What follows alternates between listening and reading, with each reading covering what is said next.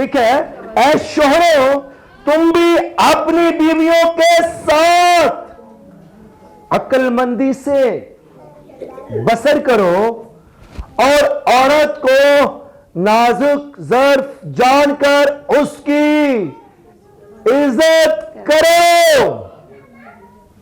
और यूं समझो कि हम दोनों मैं और मेरी बीवी, हम दोनों मिलकर, हम दोनों जिंदगी की नेमत के वारिस हैं। हालेलुया।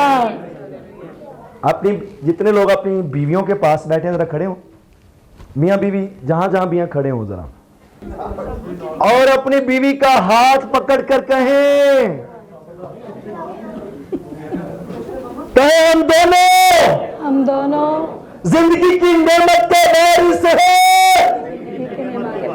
ताकि हमारी दुआएं रुक ना जाए। हालेलुया। मियां और बीवी दोनों मिलकर जिंदगी की नेमत के वारिस हैं। थैंक यू, तशरीफ रखें।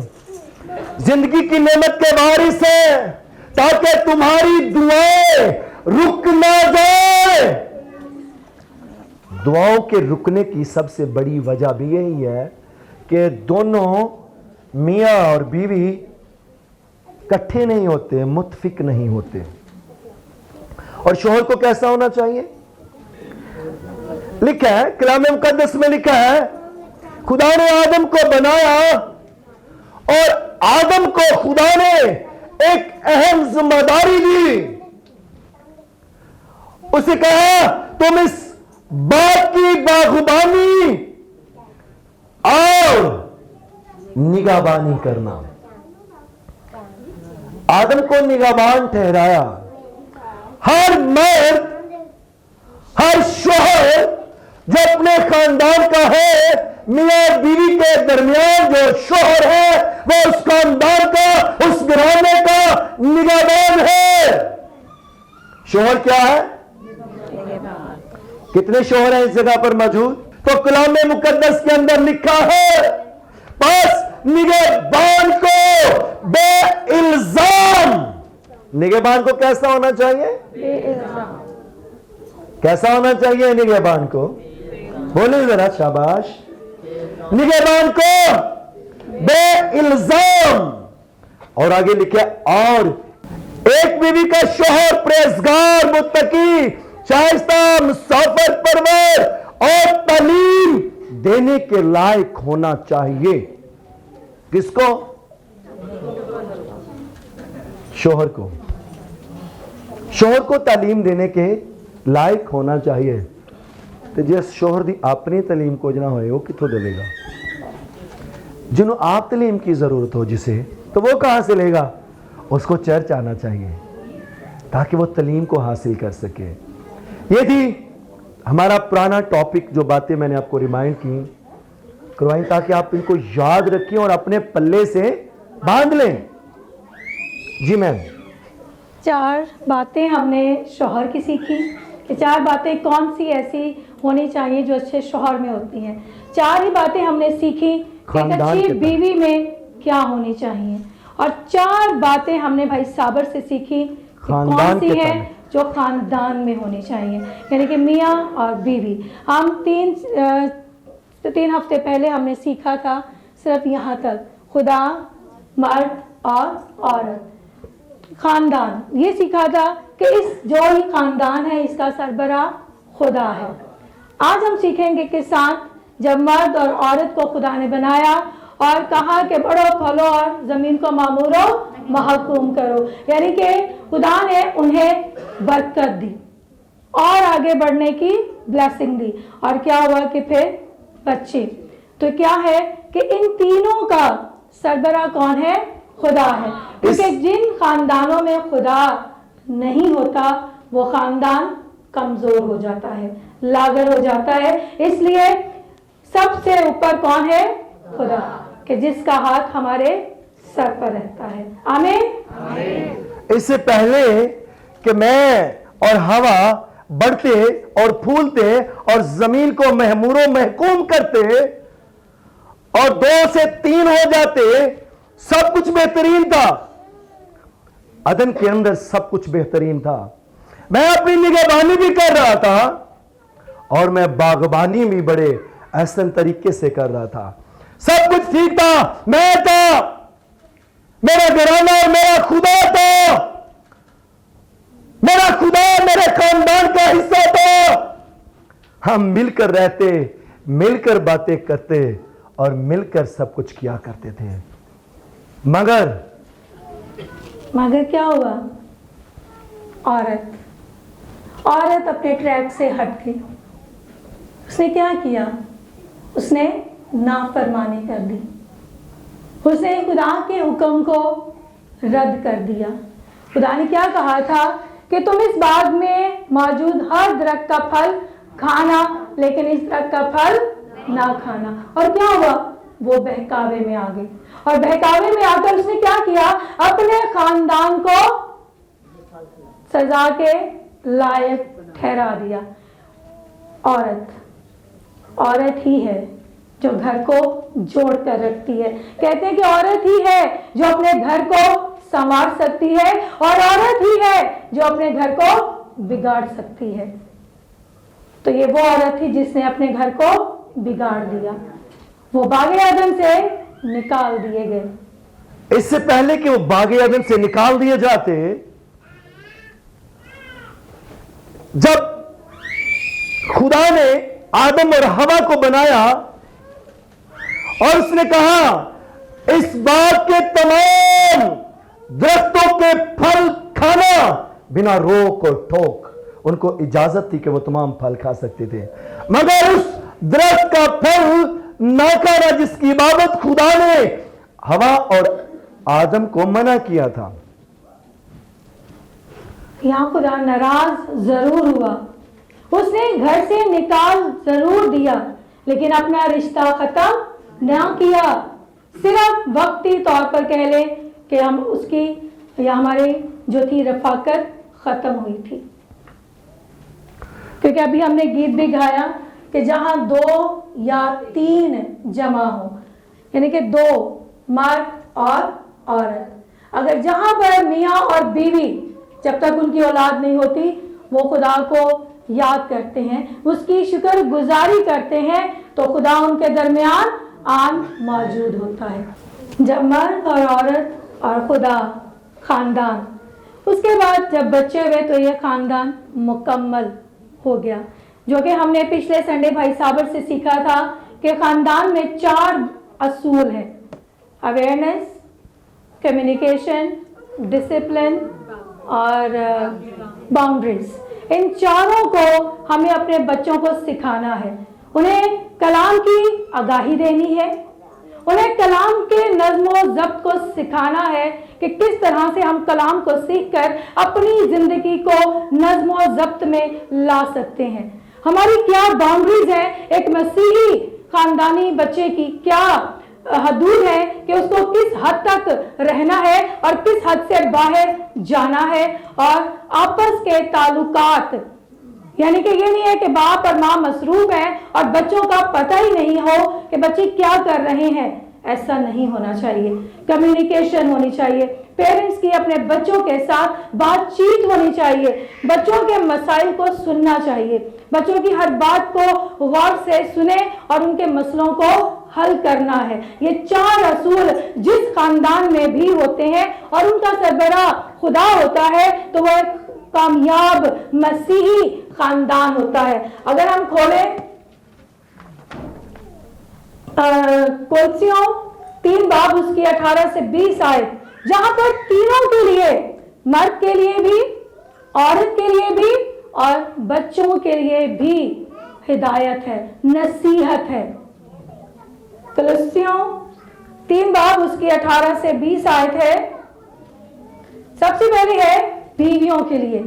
ऐ बीवियों, जैसा खुदावंद में मुनासिब है अपने शौहरों के ताबे रहो, जो हम शुरू से सीखते आ रहे हैं कि औरतों को, बीवियों को अपने शौहर के ताबे होना चाहिए जैसे खुदावंद की।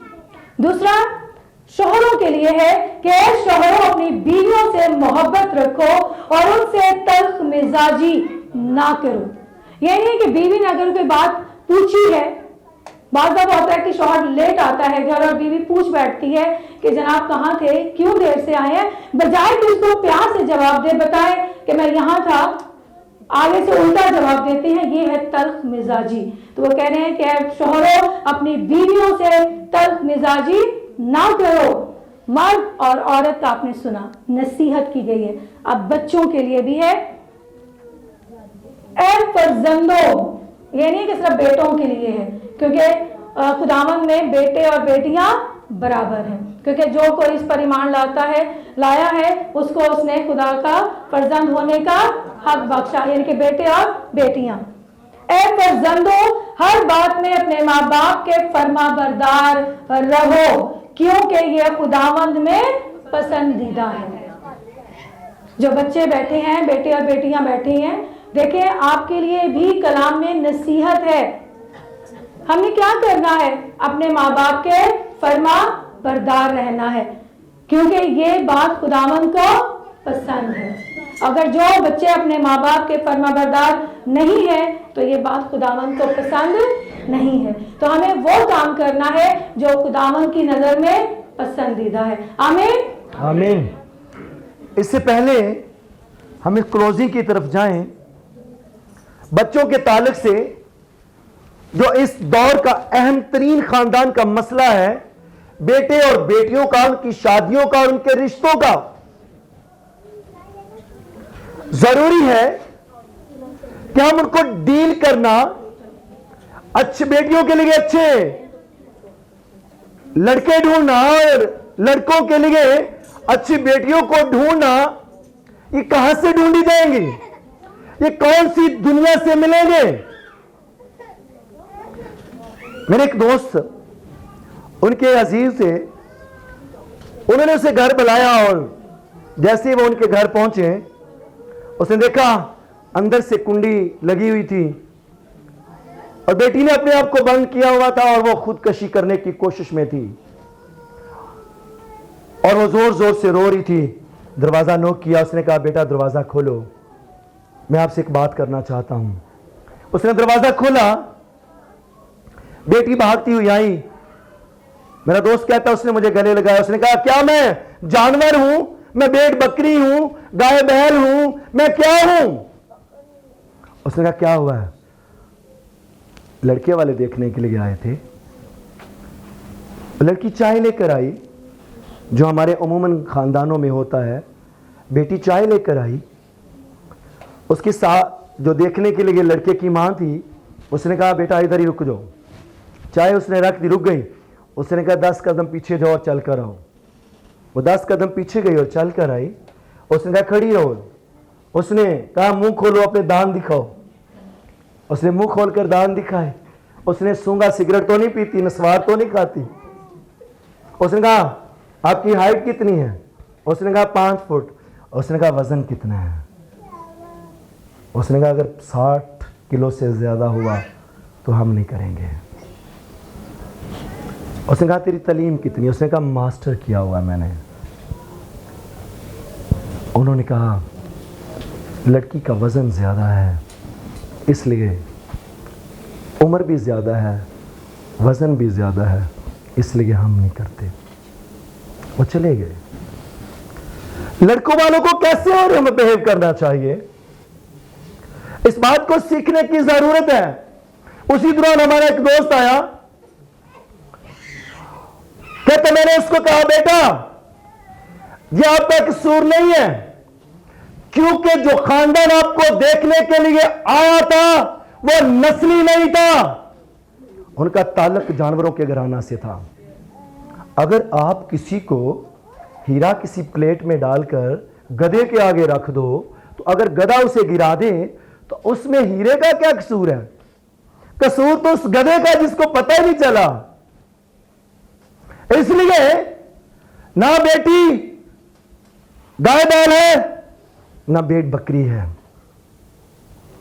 उसी दौरान एक दूसरा दोस्त था, उसने कहा मैं किसी के यहां रिश्ता देखने के लिए चला गया। लड़की नॉर्मल शक्लो सूरत की थी। शायद मेरी बीवी ने मुझे इशारा किया जिवें बीवियां कहती, समझते गए ही होगे। नॉर्मल शक्ल सूरत की थी। उसने कहा, उस भाई ने बढ़कर कहा, उसने कहा बेटा तो जिस घर में जाए उस घर की किस्मत खुल जाएगी। जो खूबियां जितनी खूबसूरत तू खुद है उस कदर मेरा बेटा नहीं है, इसलिए मेरा बेटा तेरे लायक नहीं कि मैं तुझे अपने घर लेकर जाके तेरे साथ ज्यादती करूं। आपको इनकार करने का भी कोई तौर तरीका आना चाहिए, कोई सलीका होना चाहिए। मैं बहुत छोटा था, मैंने एक जोड़ा देखा, मुझे उस जगह से, उस जोड़े से इस सेंटेंस का आइडिया हुआ। हम उसको कहते थे नान पकौड़ा। औरत थोड़ी सी किसी ऐसी इलाका से थी जहां पे रंग काला था और थी भी जरा हेल्दी। लड़का खूबसूरत था, जवान था, रंग गोरा था, अच्छी जॉब थी। हमारी बहन जो थी जरा थोड़ा हेल्दी थी, रंग भी थोड़ा शायद साफ नहीं था क्योंकि उस वक्त क्रीमों का दौर नहीं था। आजकल तो खुदा का शुक्र है, यकीन करो जब मैं यहाँ पे आता हूँ अपनी बेटियों बहनों को देखता हूँ तो ठीक अच्छे लगते हैं। जब घर में जाता हूँ तो मैं कसम मैं पहचानता भी नहीं हूँ ये वही बहन थी। यानी कि आज के दौर ने चीज़ों को खूबसूरत बना दिया है। और वो कहने लगी, हम अक्सर ये कहते थे आज इनकी तलाक होगी, कल इनकी तलाक होगी, ये नहीं रहे। आखिरकार उनके बच्चे हुए, हमने पूछा यार तूने कैसे इससे गुजारा कर लिया है? उसने कहा दुनिया खूबसूरती के पीछे भागती है, खूबसूरती के साथ रहा नहीं जाता, सिर्फ उसे देखा जाता है। लेकिन अच्छी आदतों के साथ रहा जा सकता है, खूबसूरत आदत के साथ रहा जा सकता है। हुस्न को सिर्फ देख सकते हैं, रह नहीं सकते उसके साथ। जरूरी है हमें हमारा स्टैंडर्ड किसी बेटी को या बेटे को परखने का क्या होना चाहिए? उसके पास गाड़ी बंगला होना चाहिए, उसके पास खूबसूरती होनी चाहिए। माय डियर चर्च, मैं खादम होते हुए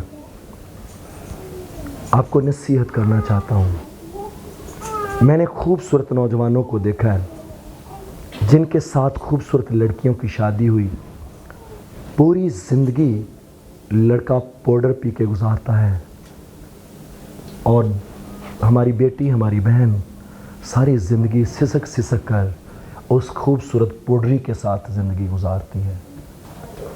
बस ये देखें कि क्या ये बेटा मेरी बेटी को रख सकता है? बाकी सब कुछ खुदा पर छोड़ दें। अगर आप खुदा के लोग हैं तो आपके अंदर तो ये बातें होनी ही नहीं चाहिए। मैं मसीह खानदानों के अंदर, मसीह घरानों के अंदर, कलीसिया के अंदर, लीडरशिप के अंदर भी ये बातें देखता हूं। वो कहते हैं असी महंगा सूट लैके गए सा ते सानू ते माड़ा जा दे दिता जी।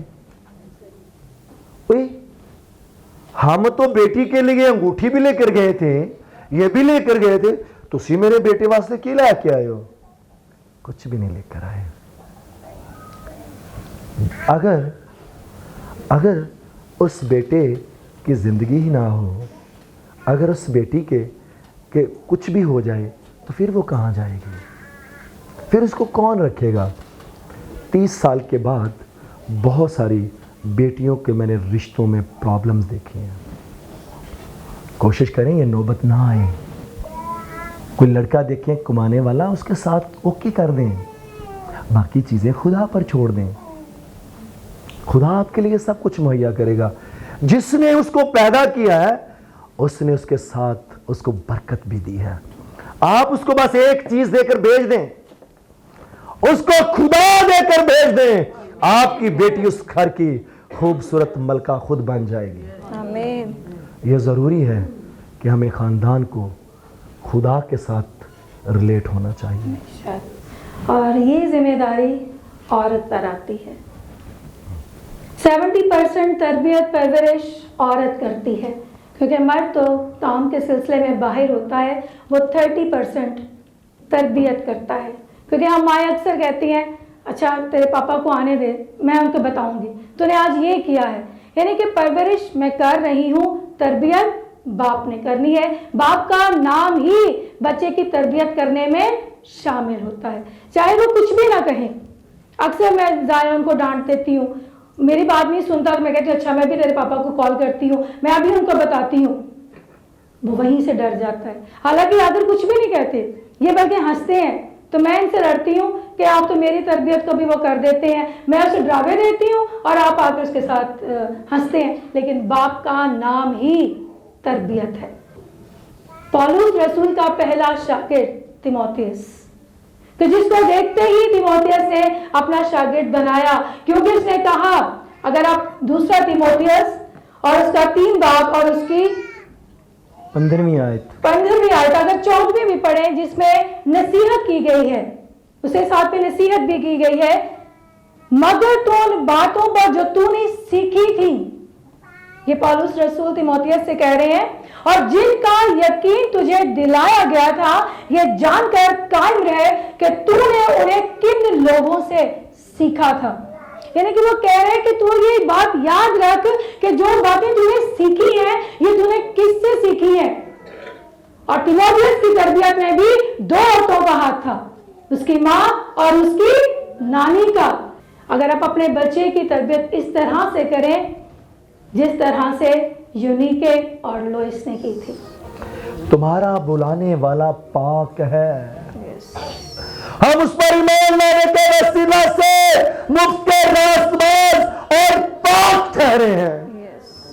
मैं आप उसके वसीला से पाक ठहरे। आए उसकी शुक्रगुजारी कीजिएगा, आए शुक्रगुजार होना सीख लीजिएगा, शुक्रगुजारी करना शुरू कीजिएगा।